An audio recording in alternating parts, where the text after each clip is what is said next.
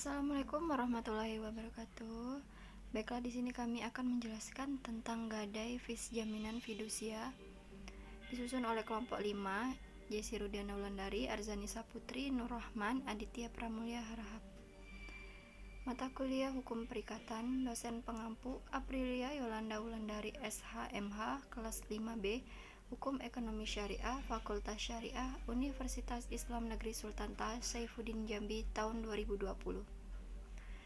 Pengertian gadai, yaitu tercantum dalam pasal 1150 KUH Perdata yang menyebutkan bahwa suatu hak yang diperoleh kreditur atas suatu barang yang bergerak yang diserahkan kepada oleh debitur atau oleh kuasanya sebagai jaminan atas utangnya yang diberikan wewenang kepada kreditur untuk mengambil pelunasan piutangnya dari barang itu dengan mendahului kreditur, dengan pengecualian biaya penjualan sebagai pelaksanaan putusan atas tuntutan mengenai pemilikan atau penguasaan dan biaya penyelamatan barang itu yang dikeluarkan setelah barang itu diserahkan sebagai gadai dan yang harus didahulukan. Pengertian gadai ini cukup singkat karena yang ditonjolkan adalah tentang hak kebendaan atas barang bergerak untuk jaminan suatu piutang, sedangkan hal-hal yang mengatur hubungan hukum antara pembeli gadai dan pemegang gadai tidak tercantum dalam definisi tersebut.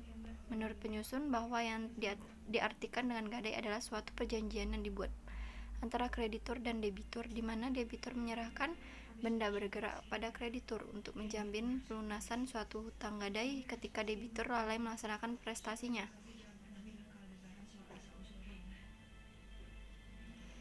Pengertian dan istilah jaminan fidusia. Lembaga jaminan fidusia merupakan lembaga jaminan yang tertulis yudis formil diakui sejak berlakunya Undang-Undang Nomor 42 Tahun 1999 tentang jaminan fidusia.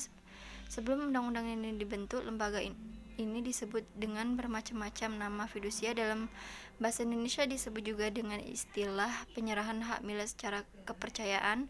Dalam terminologi Belanda sering disebut dengan istilah lengkap berupa fiduciar atau VEO.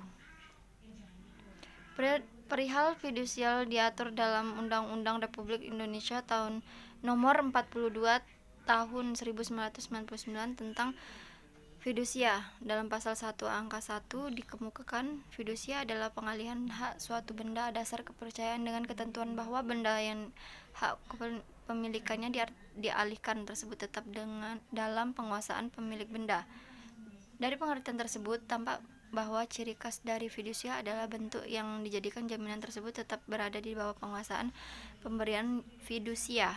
Yang dialihkan adalah hak kepemilikannya atas dasar kepercayaan. Oleh karena itu, jaminan fidusia merupakan perjanjian tambahan, dalam arti jika perjanjian pokok berakhir, maka perjanjian fidusia pun berakhir. Berikut adalah tabel perbedaan jaminan fidusia dan gadai yang terdapat dalam sumber hukum, lalu pengertian, lalu unsur-unsur, lalu objek, lalu pembebanan benda jaminan,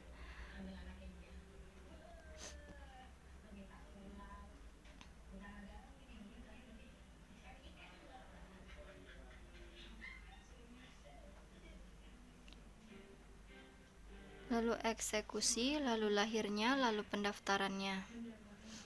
Dari penjelasan tabel di atas dapat kita lihat secara jelas perbedaan antara gadai dan fidusia. Hal pertama yang akan disoroti penulis dalam perbedaan antara gadai dan fidusia adalah dari sumber hukum dan pengertiannya. Sumber hukum gadai sendiri terdapat pasal 1150 Kitab Undang-Undang Hukum Perdata, sedangkan pada fidusia dapat ditemukan pada Undang-Undang Nomor 42 Tahun 1999 tentang jaminan fidusia.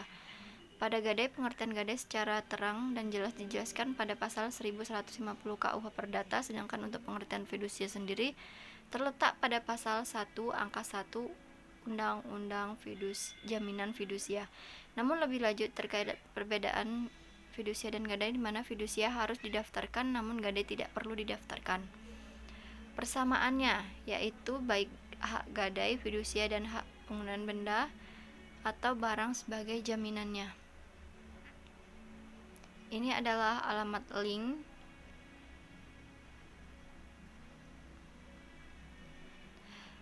Baiklah, inilah penjelasan dari kami. Kurang dan lebih kami mohon maaf. Wabillahi taufik walhidayah. Wassalamualaikum warahmatullahi wabarakatuh.